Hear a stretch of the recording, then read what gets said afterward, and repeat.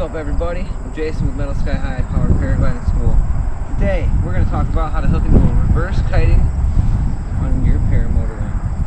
So first thing you want to do is clear your lines and lay your wing out in front of us. You want it to be set up into the wind lines, so we're checking on our windsock to make sure we're pretty close to our wind line. Next step, we're going to clear our line, make sure everything's clear. It's not a bad idea if you have some stronger winds to take your brake lines and pull your wingtips in a bit. Doing that can allow your wing to not have as much lift and help you kind of inflate it a bit easier. So sometimes I get that kind of issue too. If that happens, just kind of wait it out, get it down, try to get it to drop. Chill. Otherwise, there's a few ways to set up. You can either hand kite it to lay out your wing or pull it open. So let's start with the hand kite. You kind of want to get this laid back down the right way. So, glider is up, get it opened up, lay it back down. Let's get ourselves to fall back one step forward as it almost hits down. Alright, now we're set up. So, keeping our A lines on top, you want to make sure you can see that they reach all the way to yourself.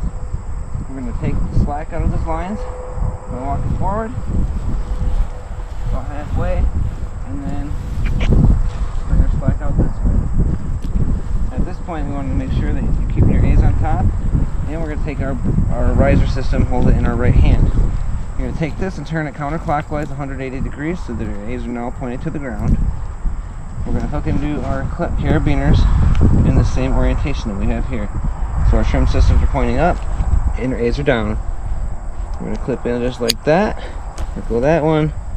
Maintain orientation. Find this carabiner and then clip in just like that. At this point, we're checking our doors road brakes. These carabiner doors are locked. We're following these roads down to make sure that our trimmers are set evenly. If you have a bit higher winds, it's not a bad idea to even let your trims out some. So I'm going to let it out a little bit there to that first marker. That can help it cut through the wind without you getting pulled back a lot. So let's get this one. Okay, now they're both even. It's great. So at this point, we're going to keep following down our roads until we get to our brake. So we want to make sure that this brake line is clear to your pulley, and then make sure this brake line is also clear to your pulley, not wrapped around. If you see something like that, you got a problem, you need to sort that out, get it fixed. Keep your brakes in your hands, don't cross brakes, don't switch hands stuff, because you can cause yourself to get really disoriented and brakes in the wrong spot. At this point, we're going to move backwards. We want to put some tension on these lines. So you can see this kind of start getting picked up a little bit. And you're going to take these risers now, and we're going to unflip them. So the bottom one is going to, they kind of just flip itself back up, so that's my A. We're going to take this top one, and we got to do another unflip and cross an X on our riser area. So you want these crossing here, not up there. So cross there. Once you've got that cross, we can see that our A's are both on top. We want to reach up and over. That includes this brake line. We don't want to reach under that. We want to reach up and over everything. Grab this A in this hand, and then this A in the same hand. Try to keep your mullions pretty much lined up to each other, and find a little bit of center. If you're off center, it won't be quite right. At this point, we're going to take our left hand and line it up next to our A's. That's because we're going to have throttle in this hand when we start flying our paramotors. So we keep this hand free, but out here next to the A's.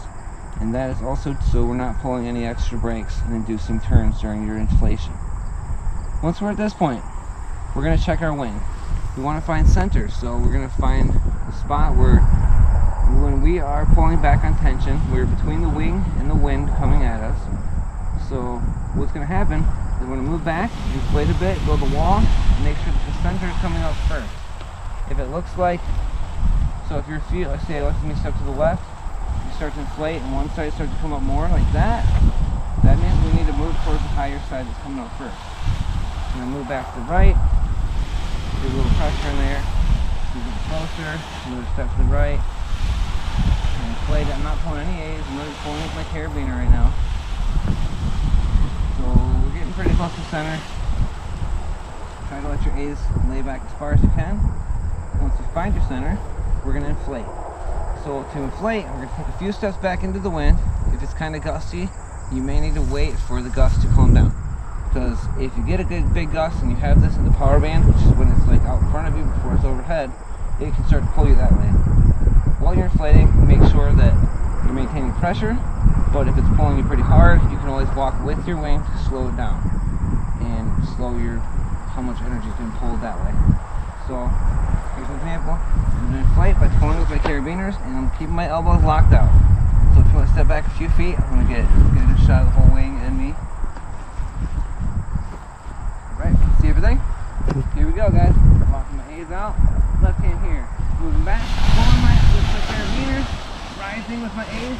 It's moving to the left, so I'm moving to the left too. Now we're just going to move, release those A's, and we're going to make minor inputs. So let's see, it's falling to my right, I am moving right. It's getting ahead of me, we pull the pressure. Fall it down, and move back faster. You're going to find this balance now, where you want to pretty much stay still. The ideal control is that whatever side is coming down lower, we're walking towards that side, and we're going to pull the brake on that side. By doing that, it'll pull the high side down.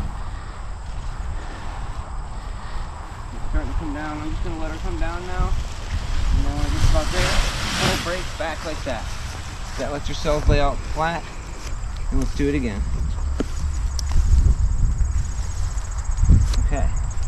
Locked out. Find the center. That looks good. Let the A's lay out. Move back. Guide up. Guide up. Guide it up. Walk towards it a little if it's pulling you.